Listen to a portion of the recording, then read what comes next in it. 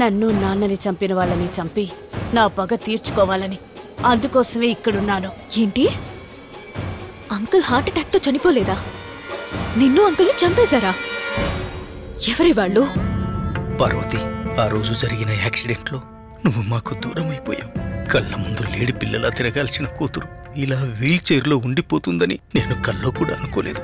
ఇప్పుడు నేను తన కోసం బతకాలి. బతుకుతాను పార్వతి, బతుకుతాను.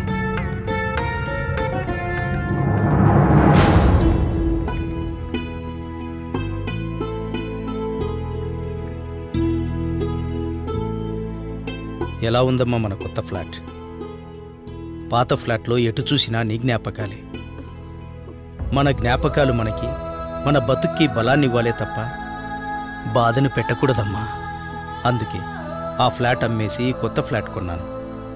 ఎందుకమ్మా ఏడుస్తూ బాధపడతావు? మీ అమ్మని ప్రేమించి పెళ్లి చేసుకున్నాక బంధాలన్నీ దూరం అయ్యాయి. అందుకే అందరూ ఉన్న మనం ఎవరూ లేని అనాథలుగా మిగిలిపోయాం. కొత్తదనం కొత్త మార్పును తీసుకొస్తాయమ్మా. ఇక్కడ అందరూ నీకు కొత్త వాళ్ళే, కొత్తగా పరిచయమైన వాళ్ళు. నీకు బాగా నచ్చుతారమ్మా.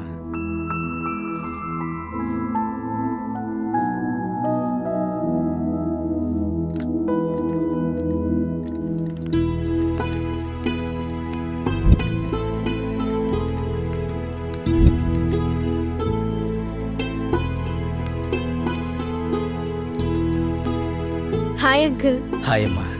హాయ్.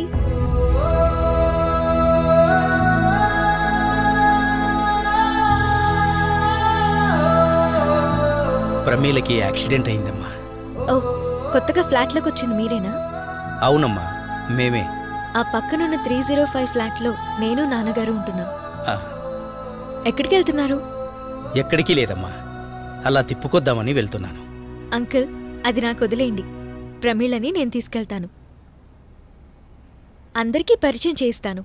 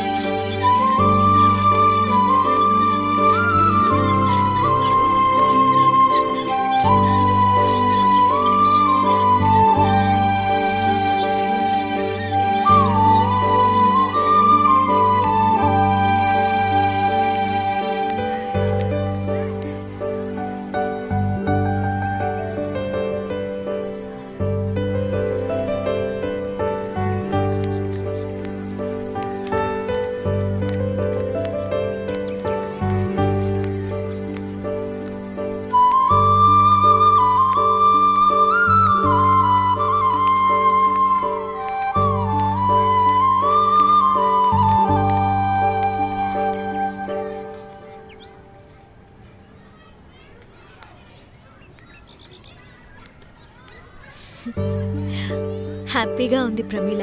మనిద్దరం అమ్మలేని ఆడపిల్లలం కాబట్టి అందుకే ఇంత తొందరగా ఒకరినొకరు అర్థం చేసుకుని ఇంతలా కలిసిపోయాం. నీకిక్కడ ఎలాంటి ప్రాబ్లం వచ్చినా నీకు తోడుగా నేనున్నాను. రాజేష్ అంకుల్ అనాథాశ్రమానికి ఫండ్ కలెక్ట్ చేయడానికి నేను హైదరాబాద్ వెళ్తున్నా. ఓ 4 రోజుల తర్వాత వచ్చేస్తా. ఓకేనా?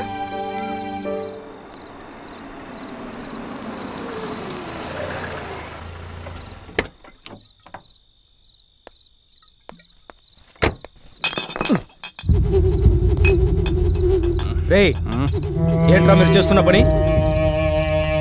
ఇది బాధ్యత గల మర్యాదస్తులుండే అపార్ట్మెంట్, బార్ అండ్ రెస్టారెంట్ కాదు. మీ ఇష్టం వచ్చేట్లు తాగి ఇవ్వటానికి. అబ్బచ్చా, ఆ మాత్రం తెలియదు మాకు. నువ్వు చెప్పాలి మరి.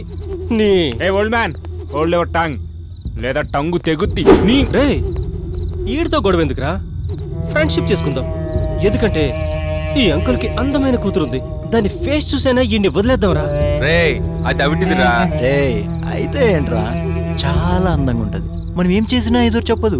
మనకు కావాల్సింది అదే కదా. మీరు ఇలా కుక్కలా మొరగడం తప్పు మీది కాదు, మీరు పెరగడంలో తప్పుంది. నేను ఇప్పుడు మీతో మాట్లాడను, రేపు ఉదయం మీ పేరెంట్స్తో మాట్లాడతాను. నన్నే కొడతాడా?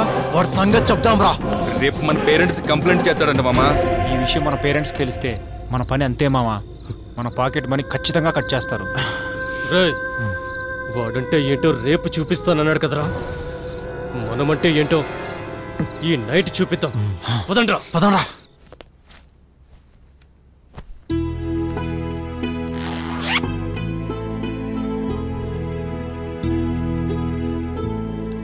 రేపు ఇంగ్లాండ్ నుండి మిలిటరీ డాక్టర్ వస్తున్నాడు. ఇక్కడి డాక్టర్స్ ఆయనకు నీ రిపోర్ట్స్ అన్నీ పంపించారు. ఆయన అవన్నీ చూసి నీ ఆపరేషన్కి రెడీ చేసుకోమన్నారంట. అందుకే ఈ డబ్బు తీసుకొచ్చానమ్మా.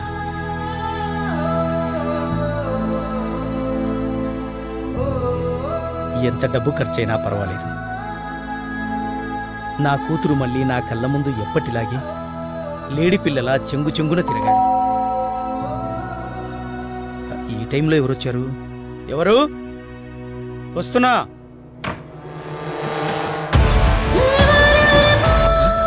రేయ్, మీరేంట్రా ఇక్కడ?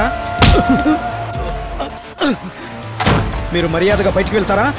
అర్చి అందరినీ పిలవమంటారా? ఇస్తావురా? బావా, అమ్మాయిరా.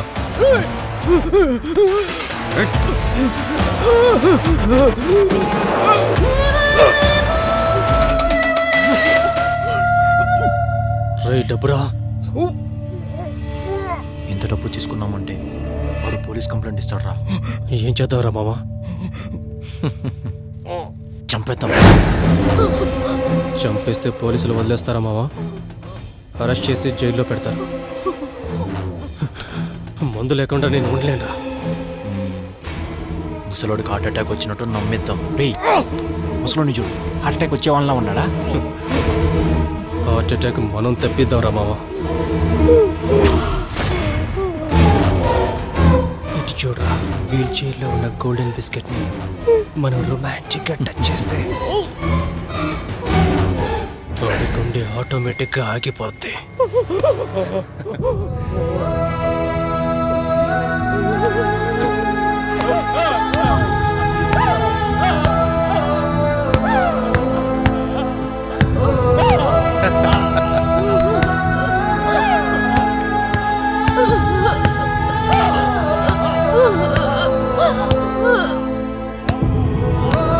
బాదుకో, ప్రాణం పోయేంత వరకు బాదుకో. మాకు అదే కావాలి. శ్రమ లేకుండా ఫలితం వస్తే మాకు మాత్రం ఇంకేం కావాలి? బాదుకో, బాదుకో, అలాగే బాదుకో.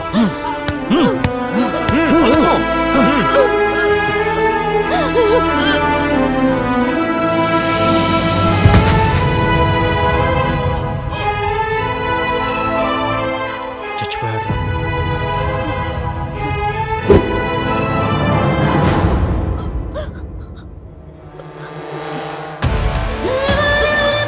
రేయ్, దీన్ని కూడా చంపేస్తే ఒక పని అయిపోతుందిరా. వద్దురా, ఇద్దరు చచ్చారంటే అది పోలీస్ కేసు అవుద్ది. అది మనకే డేంజర్. దాన్ని వదిలేసి ఆకలి దాహంతో అదే చచ్చిపోద్ది.